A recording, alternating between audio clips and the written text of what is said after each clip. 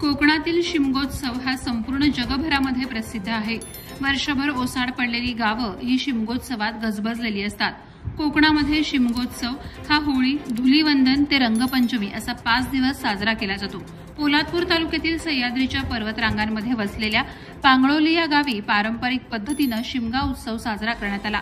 या निमित्तानं विविध सांस्कृतिक आणि क्रीडा स्पर्धांचं आयोजन जय हनुमान क्रिकेट क्लब पांगळोली यांच्या वतीनं करण्यात आलं। मुंबई, पुणेसह महाराष्ट्र राज्यातील कानाकोपऱ्यातून पांगळोलीकर मोठ्या संख्येनं आपल्या मूळ गावी परतले।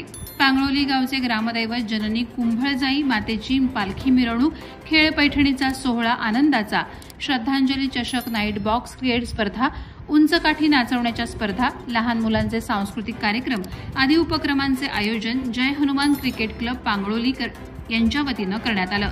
रात्री 11 वाजता सुरू झालेल्या खेळ पैठणीचा सोहळा आनंदाचा या सोहळ्यात 50हून अधिक महिलांनी सहभाग घेतला। तळ्यात मळ्यात फुगे फुगवणं, बादलीत चेंडू टाकणं, हाताच्या कोपऱ्याने कप गोळा करणे आदी पारंपरिक खेळांचा आनंद महिलांनी घेतला। सकाळी 4 वाजता संपन्न झालेल्या विविध स्पर्धेत प्रथम क्रमांक सुरेखा मोरे, द्वितीय क्रमांक प्रीती घोलप, तृतीय क्रमांक राणी शेलार यांनी पटकावला। विजेत्यांव्यतिरिक्त आयोजित लकी ड्रॉमध्ये नीलम जाधव, संगीता रमेश जगताप, गभा काशीभाई जगताप, कीर्ती सतीश शेलार यांना विशेष पारितोषिकं मिळाली। जय हनुमान क्रिकेट क्लब पांगळोली आयोजित नाईट बॉक्स क्रिकेट स्पर्धेत प्रथम क्रमांक कैलासवासी गणपतदादा 11, द्वितीय क्रमांक कैलासवासी शंकरबाबा वाघ 11, तृतीय क्रमांक कैलासवासी सखाराम बाबा 11 यांनी पटकावला। क्रिकेट स्पर्धेतील सर्वोत्कृष्ट खेळाडू सूरज उफाळे ठरला, तर उत्कृष्ट फलंदाज साईराज जाधव, उत्कृष्ट गोलंदाज प्रणय कुरुसे यांना गौरवण्यात आलं। शिमगोत्सवाच्या निमित्तानं विविध स्पर्धांचे आयोजन जय हनुमान क्रिकेट क्लब पांगळोली यांच्या वतीनं करण्यात आलं। खूप छान वाटतंय। दुसऱ्या वर्षी मी खेळते हा खेळ। पहिल्या वर्षी तर नाही जिंकले, यावर्षी विजेते म्हणून ठरली आहे। मुलांनी पण खूप प्रोत्साहन दिलं। खूप प्रकारचं म्हणजे वेगवेगळं मार्गदर्शन दाखवून कार्यक्रम खूप छानरित्या पार पाडला।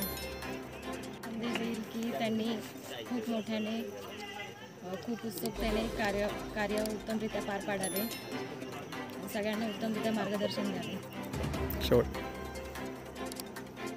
चढाओढ तर होतेच खेळामध्ये, कोणी हार मानत नाही का कोणी जीत मानत नाही। काय सांगू? सुरेखा मोरे, हे माझं माहेर आहे। मी शिमग्याला लग्न झाल्यापासून पहिल्यांदाच आली आहे आणि हा पैठणीचा जो काही कार्यक्रम होता त्याच्यामध्ये सहभागी झाली आणि त्याच्यामध्ये माझा नंबरसुद्धा आला आहे, त्यामुळे मला खूप आनंद झाला आहे आणि इथून पुढे येण्याचा प्रयत्न करेन दरवर्षी।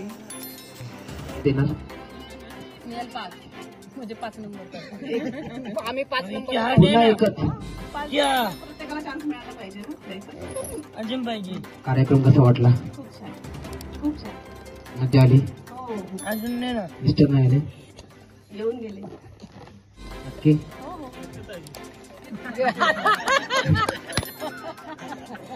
आता मी काहीच बोललेलो नाही। आता सवय झाली लोकांना।